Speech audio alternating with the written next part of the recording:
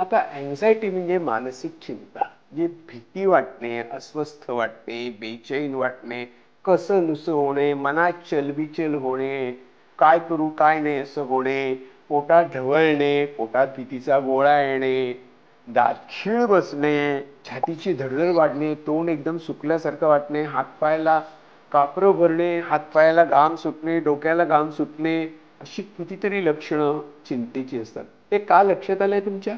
कारण चिंता निर्माण करणारी जी केमिकल्स असतात आणि ज्या नर्व्ज असतात त्या डोक्यापासून पायापर्यंत सगळीकडे पसरलेल्या असतात. त्याच्यामुळे मानसिक चिंतेचा आपल्या शरीरावर परिणाम होतच असतो. आपल्याला मात्र असं वाटतं की हे गडबड म्हणजे हार्ट अटॅक बरं का, आणि याची चिंता करायला लागलं तर तो वेगळा प्रकार आहे. असं नसतं.